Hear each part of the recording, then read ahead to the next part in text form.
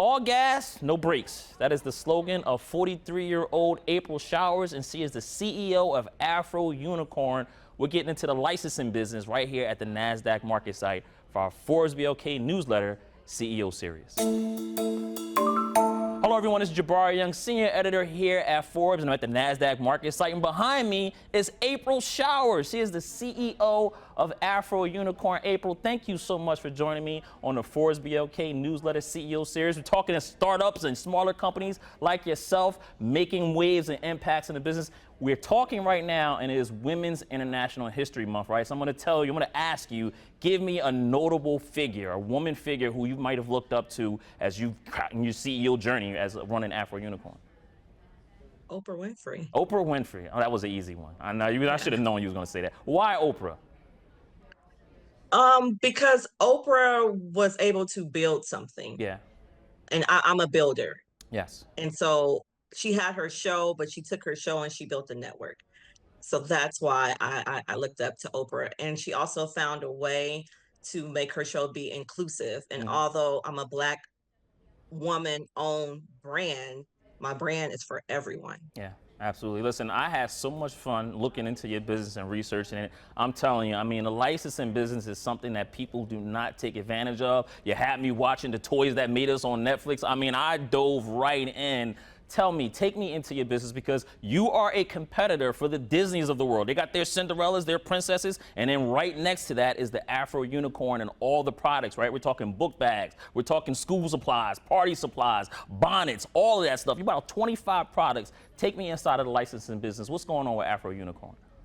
So it's about 25 categories and about over 500 SKUs. Wow. So it's a lot of products that we have in the marketplace. And I'm so happy that you watched The Toys That Made Us on Netflix, because when Walmart approached me with this opportunity to get into the licensing space through party supplies, I had no clue what licensing was. I had a background in music, so I knew what music licensing was, but I had no idea what character licensing was. Like, I knew when I built Afro Unicorn, it was going to be a household name, a worldwide brand.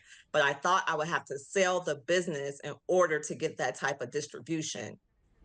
Licensing literally fell into my lap, and it's a very, very small community. I mean, you did mention Disney, but if you think about who's in there, it's Disney, it's Marvel, it's Nick.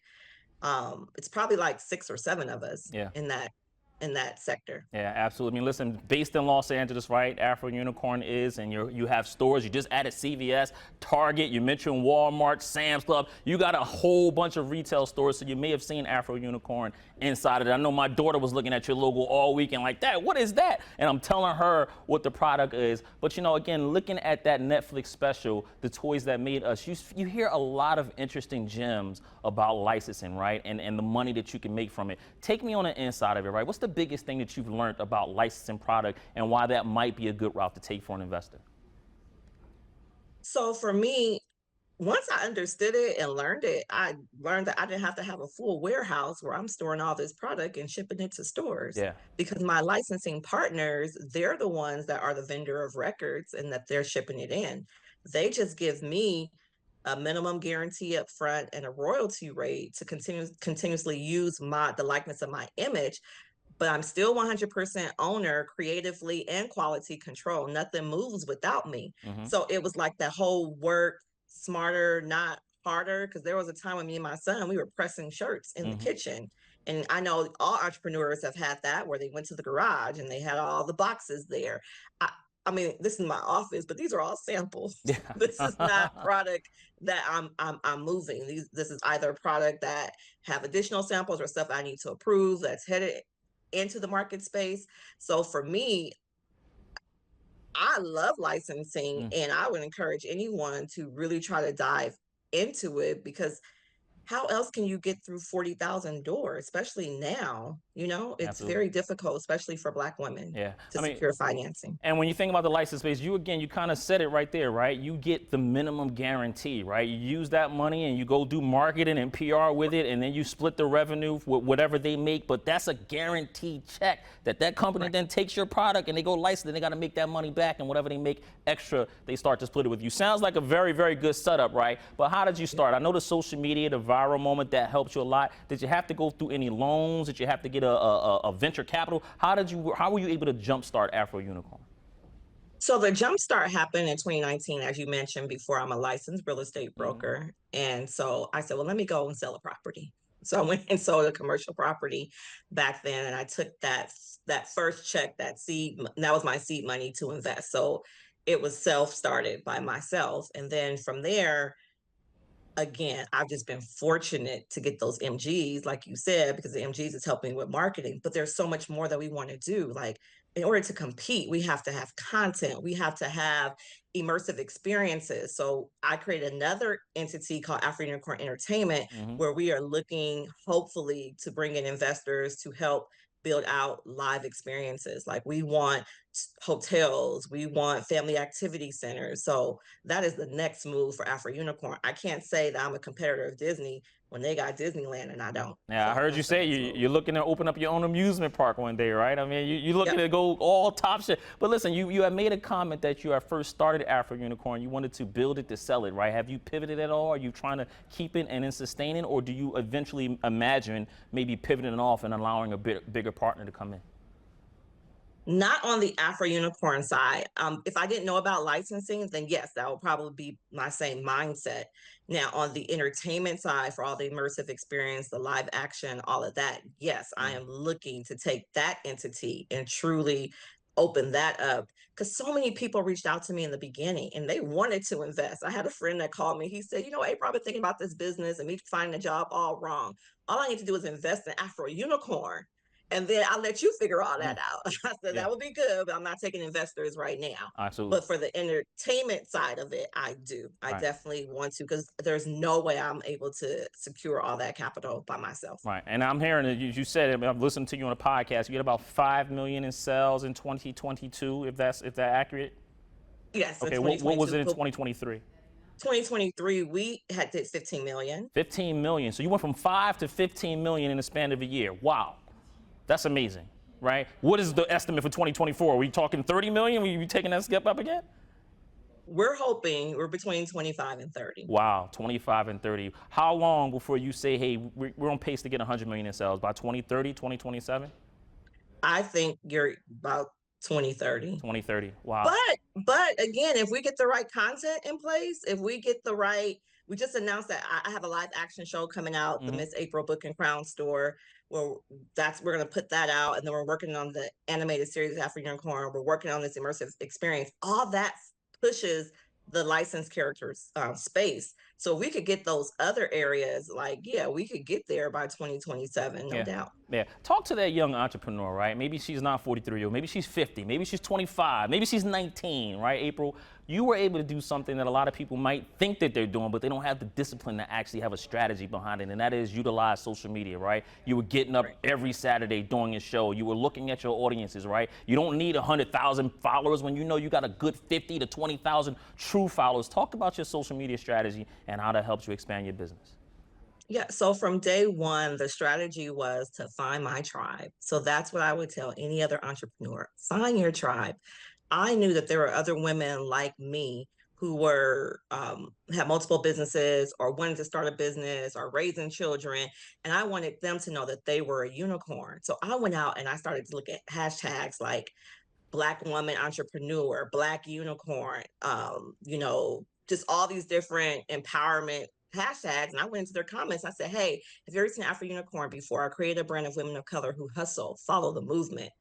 And so when they jumped over the page, they're like, oh, that unicorn resonates with me.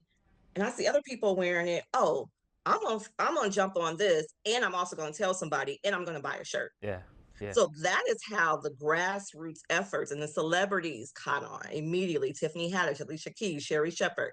I've never paid any influencers to rock or support the brand. I was able to get a message that resonated with them. So the messaging and the why behind what you're doing is important. Then you have to go find your audience. I say social media is a place, it's not a place to be seen, it's a place to be social. So if you're just on there just to post pictures and for people to say, oh, look at me, you're not going to grow. You got to get out there. You got to know your people. Even with this live action show, the girls that I hired to be on the show are girls who were longtime supporters of the brand. Absolutely. So they were the first I called because they're going to give me that authentic, magicalness as soon as they hit the stage because they love the brand. Find people that are going to fall in love with whatever you're offering, and then be consistent. Show up every single day. You're never going to miss me posting. Absolutely. Ever. Absolutely. I mean, listen, 5 minutes left. We get you out of here on this, right? Talk some big macroeconomic stuff. You being a black woman, right? A CEO of your own company, started your own licensing brand. Again, the licensing business, a very, very interesting business. U.S. presidential race, right? You as a black woman, what do you want to see? What do you want to hear from the candidates without picking sides? I want to hear how they will go back and add DEI back to where we were going. It is absolutely ridiculous that it lasted 3 years. Yeah. Yeah. And like you said about me showing up for small businesses, I said this yesterday on my live. I started promoting small businesses before George Floyd, and I still wake up every Saturday morning and I still promote small businesses. Yeah. We're not a fad. So I need the candidate that's going to really understand that although we've come a long way, it is still not an even playing field, and it will never be. So yes, we need that DEI back into the space. Yeah, absolutely. I mean, listen, everybody, there are people out there thinking there's a war on DEI right now, so definitely important. Want to hear the candidates talk about that issue. Generative AI, another buzzword, right? We go from DEI to generative AI. Will that help or hurt Afro Unicorn? So at first I was definitely against it because I didn't really understand it. Because I'm like, how can you just speak something? It pops up an image. Who owns it? I'm from licensing, so it's all about intellectual property for me. So I definitely was apprehensive because I'm like, I don't want to create something with AI and then somebody comes back and like, oh, I own that. But I'm seeing how it can help. It can be a blueprint to storytelling, a blueprint to images. I just don't believe that it should completely take over. Yeah, absolutely. And listen, business-wise, get you out of here on this, right? Jim Collins wrote a great book, right? Good to Great, and this falls right into your category, right? What is the difference between a good licensing product and a great one? Longevity. Longevity. Longevity. And I want to be the biggest brand in the world. Yeah.